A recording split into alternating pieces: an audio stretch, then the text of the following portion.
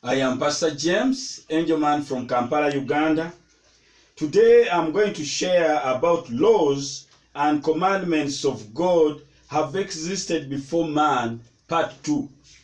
I'm going to share about laws and commandments of God have existed before man, part 2. God has not made laws and commandments for man alone, but for all his creation. There is no creation which God has created without giving it a decree or commandments to follow. I told you before that anything which does not have laws to govern it will lack order of operation. Our Creator God is a God of order. Therefore, he must have laws and orders to govern all his creation, as we read in Proverbs 8 verses 27 to 29 in part 1. So part 2, right now we are going to share more and see that even not only God who makes the laws, but even the heathen makes the laws. So the heathen also have their laws and commandments which they follow and love to fulfill.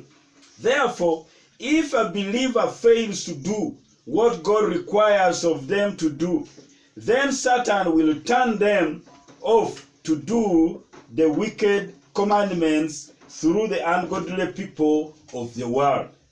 When we read in 2 Kings chapter 17, from verses 7 to 13 says, "For it was that the children of Israel had sinned against the Lord their God, which had brought them up out of the land of Egypt, from under the hand of Pharaoh, king of Egypt, and had feared other gods, and walked in the statutes of the heathen, whom the Lord cast out from before the children of Israel, and of the kings of Israel, which they had made. And the children of Israel did secretly those things which that were not right against the Lord their God. And they built them high places in all their cities, from the tower of the watchman to the fenced city. And they set them up images and groves in every hill, even high hill, and under every green tree. And there they burnt incense in all the high places, as did the heathen whom the Lord carried away before them, and wrought wicked things to provoke the Lord to anger. For they serve idols, whereof the Lord had said unto them, You shall not do these things. Yet the Lord testified against Israel and against Judah by all the prophets and by all the seers, saying, You turn from your evil ways, and keep my commandments and my statutes, according to all the law which I command you, your fathers, and which I sent to you by my servants the prophets." The heathens have ordinances, laws, and statutes which they follow, and the Lord our God also have statutes, ordinances, and laws which he wants his people to follow and do. The statutes of the heathens are according to the sinful acts which God hates. So, in the world, let the saints know that there are statutes of the heathens of how they worship idols and how they get rich, of how they marry and so forth, which is contrary to the holy laws of God. God wants his people to turn away from the laws of the heathen in order for them to fulfill his laws. And when they refuse to turn away from doing what the heathens do, he brings them under terrible judgment. And the reason why God removed the Canaanites from the promised land, it was because they were living against God's commandments and laws. Therefore, whoever follows the laws of God does not follow the laws of the heathen. And whoever follows the laws of the heathen cannot follow God's laws, and the vice versa is true. Whenever the law of God are not in operation, the laws of Satan will be in operation. And if the church does not wake up now to aggressively preach the gospel, then time shall come when no one will be allowed to preach. And that will be the time when Satan's reign will take over they will take over the world again. And it will mean that Christ should come the second time to save the world from satanic reign and to establish his kingdom in our inner parts by his Spirit. Today we are in the dispensation of the Spirit of God, but many of us are still interested in doing things according to the flesh instead of living according to the Spirit of God. And I have seen many of the born-again Christian churches living carnally, and few of them are led by the Spirit of God. So the church still have a lot of work to be done in order for all believers in Christ to become disciples with the word, to become disciples with the word of God written on the tablets of their hearts by the Spirit of the Lord.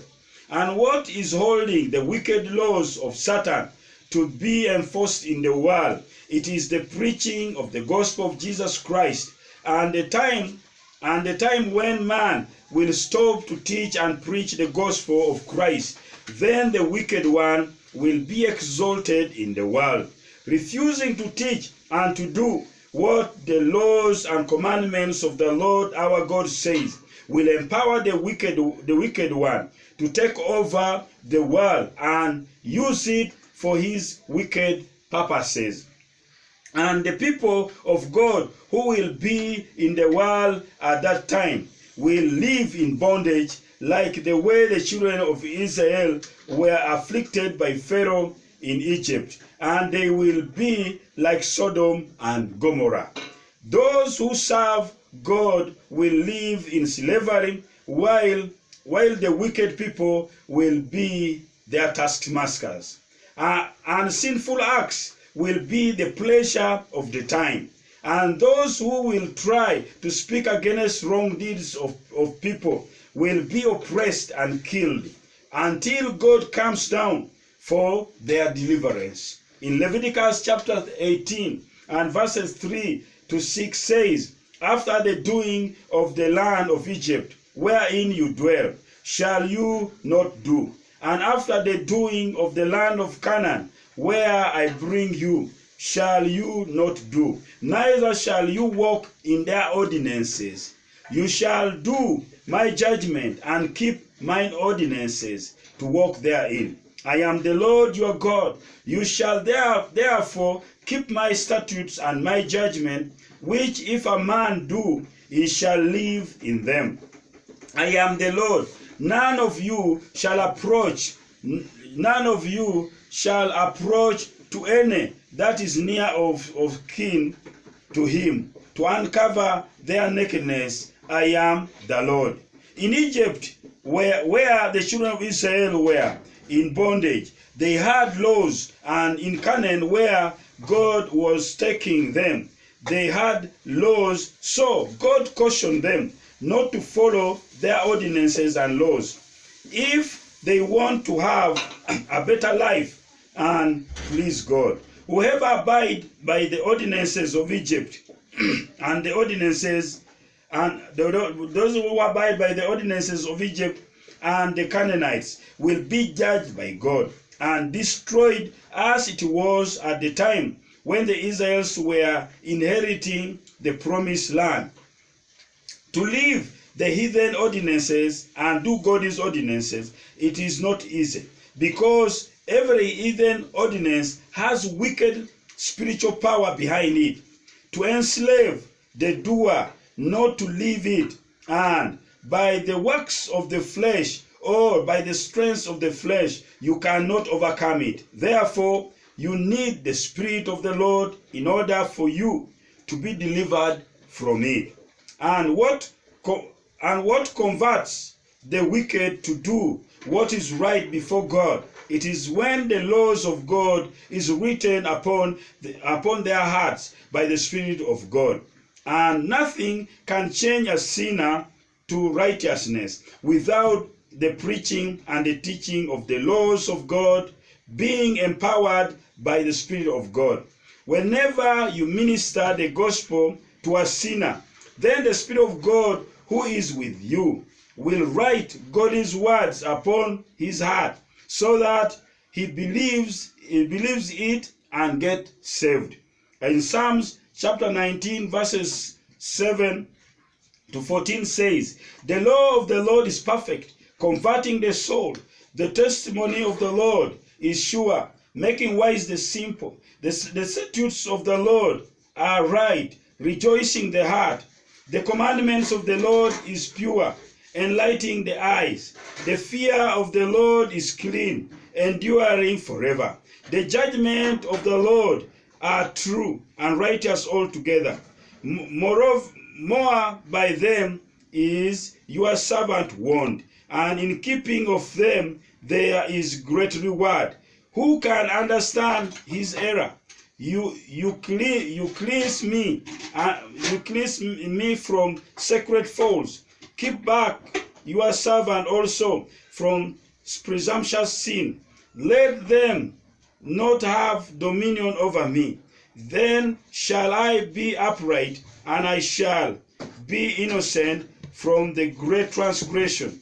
Let the word of my mouth and the meditation of my heart be accepted in your sight, O Lord, my strength and my redeemer." The imperfect can become perfect through obedience and fulfilling the law by the power of the Spirit of God. God gave us his word of the law in order to bring us into perfection and make the simple wise. In the law, we receive the power to become pure and enlightened. Those who fulfill the law are enlightened by the Spirit of the Lord. They know and see the past, the present, and the future. And whoever keeps the law and judgment of God will receive a great reward of blessings from God. Because through the law of God, we learn how to fear the Lord, and we get cleansing from all our transgression. The way to holiness is through the law of the Lord, and those who walk in it will attain to eternal life. This way of holiness were prepared for man before the foundation of the world. And in the Old Testament, the believers tried to walk in it by the works of the flesh, and they failed. But now, in the New Testament, we are able to please God through the power of the Spirit of God in Christ Jesus our Lord. Matthew 12 verses 18 says, "Behold my servant, whom I have chosen, my beloved, in whom my soul is well pleased. I will put my spirit upon you, and he shall show judgment to the heathen. He shall not strive nor cry, neither shall any man hear his voice in the street. A bruised reed shall not break, and smoking flax shall not quench, till he send forth judgment unto victory. And in his name shall the Gentile trust." What the power of the flesh could not do through the law in the Old Testament, we are now able to do it through the Spirit according to the law. Whatever was holding people's lives to come out of a Gentile lifestyle through the works of the flesh are now taken away from our lives by the power of the Spirit of God. The New Testament minister is not a breaking minister or a quenching minister. It is a ministry that brings comfort to the bruised reeds and a kindler of fire to the smoking flax. the ministry of the Spirit is to make the sinner to overcome sin and becomes a saint. And it is a ministry that gives hope to the hopeless. But today in the world, we have many deceivers who are going around preaching that there are no need to walk in God's laws and commandments, which was there from the beginning of the world. And those deceivers are antichrist. Therefore, be careful so that you may not lose what you have got through the doctrine of Christ. Those who follow what they teach will miss their reward, which God has prepared for them to inherit in Christ Jesus our Lord. Friends, the Lord knows those who are his people, and God's people eschew evil. In 2 Timothy chapter 2 verses 19 to 21 says, Nevertheless, the foundation of God stands sure, having this seal, the Lord knows them that are his. And let everyone that names the name of Christ depart from iniquity.